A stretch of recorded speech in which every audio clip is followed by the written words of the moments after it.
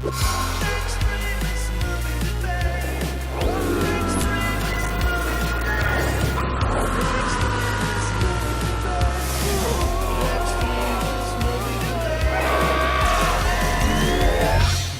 of shit. It's the Extremist movie debate, and tonight we're talking 2006 Brick. I am Joe. I'm Ethan. One of us is going to love it. One of us is going to hate it. Let the coin decide their fate. Almost lost it. I love it. I hate it. Hey guys, don't double back and lead us into a tunnel to kill us. There's spoilers ahead. This movie currently holds an 80% on Rotten Tomatoes, which makes it certified fresh. Joe, since you hate this movie, Old score. since you hate this movie, this first question is for you. Thank you. This comes from Ken Hankey of Mountain Express. Ken says, that rarest thing, a movie called Unique, that actually is. So overall, how unique does this movie feel compared to other independently made films? You have 1 whole minute. And go. So basically, the reason he's calling it unique is because they just use like film noir language and like terms in this movie, but they set it in high school, so it's supposed to be this like really cool like weird thing where this like high school kids like figuring out this case. But the issue with that is like people are actually dying, like people are getting murdered, and there are shootouts happening, people are dying, there's like a whole drug ring that he's privy to, and nobody's going to the cops. He actually goes back and forth between the vice principal at the school, and the vice principal is essentially saying like, I can't protect you for this whole time, and he's like, oh, you don't need to, if anything like happens to come back to me, I'll fall on it. And it's just like, well, Jesus, man, like I would get this if there was like, if people weren't actually dying, that might be kind of a fun angle to take this. But since people are actually dying and he's not going to the cops and he's trying to like be like this cool like PI, this 15-year-old like private investigator, and like figuring this out himself, like it just makes it really uncomfortable and like off. Like tonally it makes the entire movie off. Thanks, Joe. Ethan, you have 30 seconds to respond. This is a movie where they spend like the first 20 minutes talking about where certain people eat lunch with other certain people so they can keep track of these certain people. So if we're talking about like the politics of high school, the only way that this movie actually has valid credibility is if somebody dies in the first scene, which in fact they do. So all of a sudden there are stakes. And as far as no cops, well, actually they're called the Bulls. They're in this movie, and they choose to leave them out. You find that there's a local article about a girl missing, and that is of course a girl is dead in the first scene. Nobody knows that she's dead except the people that are directly involved until possibly things get worse. Thanks, Ethan. Joe, you have 15 seconds to respond. Thank you for that plot summary, but that doesn't actually describe why this movie would be unique and why it can stand on its own legs when it's really just weighing two like different, like it's weighing two tones and it's not working. It's not coming out flat. Thanks, Joe. Ethan, you have a final 15 to respond. There aren't two tones at all. It's just a straight hard noir. It's just that it's in a high school. So yeah, it's important to say that, like, yeah, we're gonna try to solve this on our own, get everybody's initial reactions, find out exactly what happened before everybody scatters because the cops come.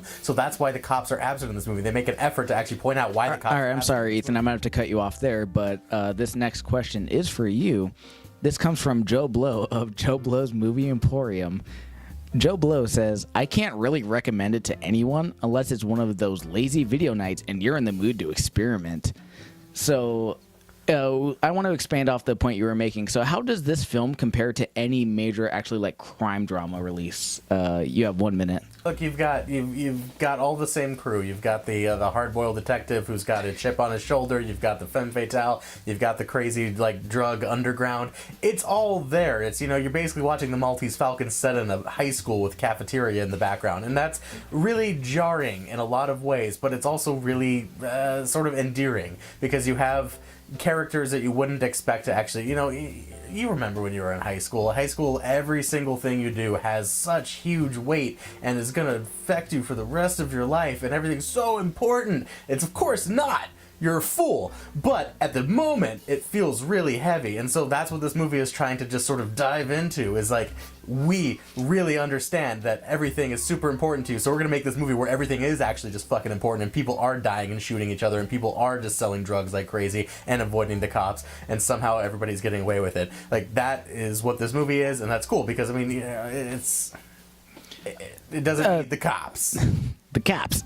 Thanks, Ethan. Joe, you have 30 seconds to respond. Okay, so like Ethan was saying, like everything does feel of the utmost importance when you're in high school, and just like the smallest things, the smallest transgressions, all feel huge and just like life changing. And like lean into that and make a more tongue-in-cheek movie, make a noir movie, but lean into that, opposed to bringing in these very adult themes with a murder and like a huge drug ring. Like, of course, high school kids are gonna be selling dope and shit, but like, are they gonna have a huge drug ring like The Pin does? Probably not. And I think that's the issue. It's like they're putting so much weight and so much like serious nature. Thank you, Joe. Ethan, you have 15 seconds to respond. Huge drug ring is extreme hyperbole. There's like 20 people max involved in all of this. All right, just because Witness is sitting there in a stupid cloak, like he's got maybe a flair for a little bit of an extra, but everybody else, like there's like 20 people involved in this whole drug ring, so it's not that. Thanks, Ethan. Joe, you have a final 15 to respond. How much about drug rings do you know? Lots, yeah, I'm sure. I have no idea, but the weight and like the importance that this is put on, like the secrecy involved, makes it so much larger than a high school. Oh my God, he said no to me to go to the prom. Thanks, Joe. We're going to open up the floor to debate. You guys have 4 minutes and go. Think about how much effort you put into just sneaking out of your room to go bang some girl That's in what high I'm school. saying. So lean into that. Don't bring in murder and this drug ring. And I want to say big drug ring. Don't bring in this drug ring, and don't bring in like double backing and like what? Okay, if like, you want them to poisoning lean in other harder people. to the hard-boiled noir, what are you suggesting they do? No, I'm not high saying, school wise. I'm not saying Are they going to talk about this is the thing. poison in the French fries? They could not lean harder into the film noir. That's hit so hard that it's almost a parody of the genre. What they need to lean into is making it more of a parody and lean into the high school aspect of it, kind of like Easy A did. Like the way Easy A handled high school, and like tonally that movie was pitch perfect. Also a great movie, Pitch Perfect. But that's the thing. Both false, only saved by Stanley Tucci. They're leaning hard into the film noir, but then they're like neutering it with the high school angle. So it's like there's a disconnect and a weird, disconcerting like film student feel to this movie. It's like Ryan Johnson essentially got out of film school, made some shitty movie about a haunted bouncy ball, and then said like, what do I want to do now? Oh, I've got like 30 grand and I'm friends with Joe Golo. I'm going to make this film noir. I'm going to make this noir movie set in a high school, and he'll just do it because I'm this like blossoming film student, and like the shots and the angles and just the performance, like everything just screams, are absolutely film inventive. student. Look, but there's definitely an air of film. film student about this movie. I can't argue that. But what you also get in this movie is many, many hints of something that is much greater that Ryan Johnson has now become. Ryan Johnson is a great filmmaker now. It's just so unfortunate that this was his first movie. No, that's absolutely not true. That's No, the problem. Everybody has to start somewhere, and this person, Because here's the thing. this movie just made a lot more attention than most of the movies. Know who could pull this movie off? Chris Miller and Phil Lord. Like, those guys are able to take two but that's obscenely not different... the movie that they're making here. This guy set out to make this small movie with his friends. That's exactly what they were trying to do. But this guy isn't trying to make a Chris Lord, Phil Miller movie. This guy is just trying to make... What Phil Lord and Chris Miller, what they do so well is they take two seemingly just completely different movies and they can mesh them so perfectly and seamlessly, whereas Ryan Johnson clearly cannot do that with this movie because there is a weird disconnect in this movie, and tonally it is off. There's no disconnect. All the elements are there and they all fit. It's just weird because you're watching kids do it in high school. That's the fucking problem that I'm trying to tell you. I get what you're saying, but I'm saying that the movie covers all of its bases very well. If you want to bitch about anything, you bitch about like the weird frame jumps or some of the weird angles, which again harken to a greater genius that is Ryan Johnson. I get that you have a huge boner. You look at some of the same angles at the penultimate episode of Breaking Bad. Like it's all in there. This is all you are. All you are is a fanboy for Ryan Johnson, so you cannot admit he made a shitty movie. Totally. That's what's happening right now. You have too big of a boner for Ryan Johnson. Same thing, Hateful Eight, loved it because I have too big of a boner for Tarantino. I can't admit that he would make a bad movie. Same thing with you. You cannot admit that Ryan Johnson made this shitty movie. Okay, and on that note, I'm going to stop you guys. What'd you really feel about the movie? It's not that great. It's okay. Like, I loved this movie when it came out. Like, Adored Ethan, it. Yeah, we watched it many numerous times. And rewatching it, like, it's like you were saying, like you can see kind of where Ryan Johnson's going, and like like Brothers Bloom is still one of my favorite movies. Absolutely. Maybe I need to rewatch it. No, you don't. I rewatched it. It's phenomenal. Okay. That's a great movie. I think that was like one of the highest rated movies we did for the podcast, actually. Yeah. Like that we rated. Yeah, you had never seen it before, had you? No, yeah, and I was like blown away. I was like, "This is amazing." Rules. Yeah. I didn't know Ryan Johnson did that until like you guys just said it now. Okay, yeah. So I feel stupid. and That's what he did after Brick. Yeah, and Looper's a great movie. Also, Star Wars. Bloom. To be determined. Star Wars probably. Probably. His Breaking Bad episode. I mean, I 2 can't. episodes of Breaking Bad that are.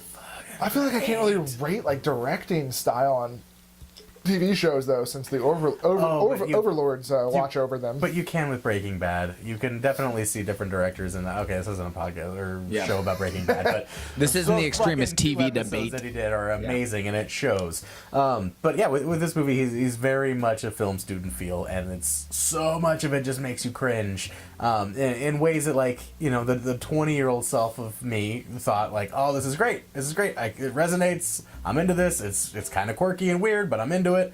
Now the 30-year-old self it's not that great, but you definitely see that Ryan Johnson has a great talent coming out of that movie, and you know it's sort of a, I don't want to say necessary evil, but it's a necessary misstep in order to get to something much better that he has clearly. So great, and this movie definitely has value. It's just fucking weird and doesn't really land. Yeah, no. Okay, well, what would you guys rate the movie? 6. Yeah, No I guess Thunder. 6. And maybe a little bit of Thunder. I think there are some pretty good moments in the movie, but just not a. Yeah, it was kind of sad. It was kind of like watching your childhood, or like I guess your early adulthood It's die the a little worst. bit. Yeah, it's like watching the X-Men animated series all over again and just realizing it's terrible. Once again, this is Extremist movie debate, not Extremist TV debate. So, Yeah, it's You guys Where- all watching Better Call Saul? It's pretty good. You can go ahead. where can we and find?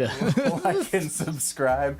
Comment below if you'd like us to do a movie. This was a request. Most of the movies Yeah, up thank you, recently Will. have been requests. Thanks, Will. So yeah, go ahead and write down a movie you'd like us to do, and we'll request or we'll do it. And you can also write down a question you'd like us to debate about that movie. Nobody's done that yet, and we'll go ahead and argue that question. I guess Yep. that's not true. Hardcore Henry guy did. Cody. I'm wrong. Good night and good luck.